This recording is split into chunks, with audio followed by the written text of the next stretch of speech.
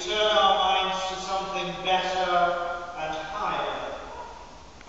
We've come to mark 25 years of service in the priesthood, something somewhat rare in today's world. Commitment to the priesthood of Christ and the service of his people.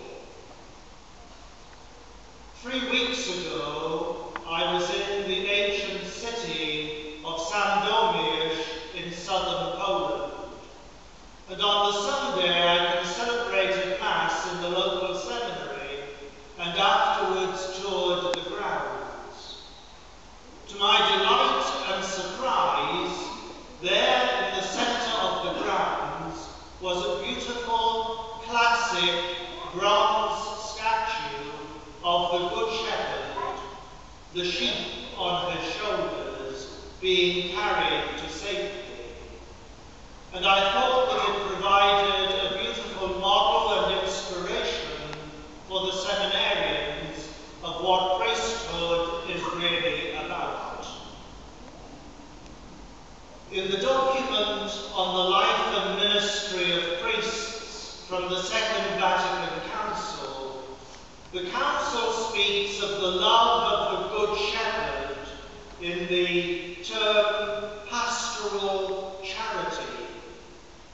In a way, I always think that's a rather cold-sounding term for something very warm and wonderful. It speaks too of the work of the priest in guiding, shepherding, and teaching the people of God. It speaks of the priest being set aside for service, a man not of this world, but rather a witness to the other world, the world which is more real than the ground under our feet. So just as Christ was anointed by the Holy Spirit and sent into the world, so too the priest is consecrated and set apart for service in today's busy world. The second reading tonight reminds us that the priest is an ambassador for Christ, and we too are all ambassadors, ministers of reconciliation. The priest's work is to make known the message of the Master and to make him present in the lives of others by his life and work. Listening to others is a very necessary work of the priest, whether it's in the confessional or in personal direction or in people's homes. The priest also cares for the sick and walks alongside those who journey through the valley of the shadow of death. He may be working with the dying or with the bereaved, but both are most important ministries. The priest is also a man of the Eucharist. The recent readings from the weekday lectionary from the book of Job show us a man who faced great suffering and loss with the heart of an adorer. Whether it is in the Mass itself or on his knees before the Blessed Sacrament, the priest must be a man who faces and acknowledges the problems of life, his own and others, with the heart of one who worships the living God and is open to him. And I believe that Peter is such a priest. His daily life is centered on the Mass and the divine office. And in a sense, one could say of him that the fuel tank of his life is the liturgy, with its hours of long, quiet reflection and preparation. As you know and have seen, he takes great pride in celebrating good liturgies, and in the past I was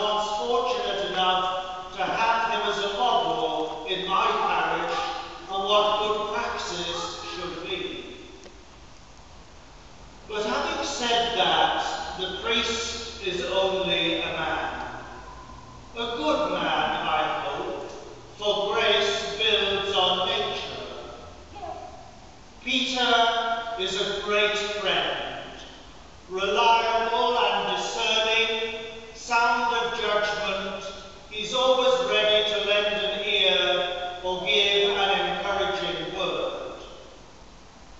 Naturally, he has many friends and an active social life, which means you often get that soothing voice on the answer phone and the infuriating message, any messages after the tone.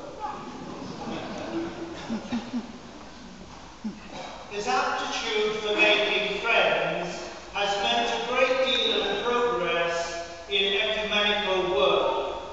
Peter has many ecumenical contacts, and I know is most assiduous in keeping them up.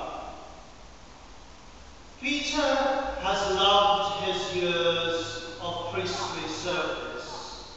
At Chester Street and the Cathedral as an assistant, but I believe that his great love will always be St. Cuthbert's Durham.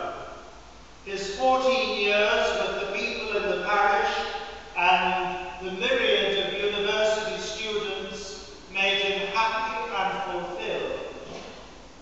Of course, it was the worst kept secret in the diocese. No surprise when after Peter's sabbatical in Rome and Australia, he was appointed as Dean of this cathedral. Peter, we all know and appreciate, has champagne taste. This is very well known.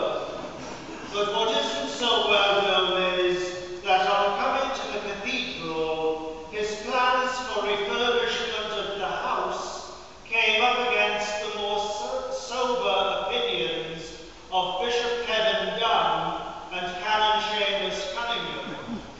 For Peter, it was a necessary taste of the nail-biting realities of the cathedral debt and the diocesan budget.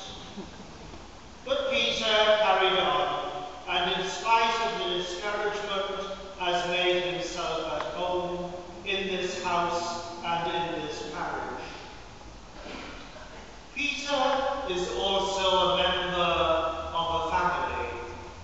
I first knew him when he was an altar server of ours at Denton Burn when he was 16 and just about to go into the sixth form at St. Cuthbert's. His mother Ella and his dad Jim were well known and respected in the parish of Denton Burn. Sadly, Ella died with cancer in 1993, a great blow to Jim and to sons Peter and Philip. Peter, as you would expect, is able to find a refuge in the family home, as well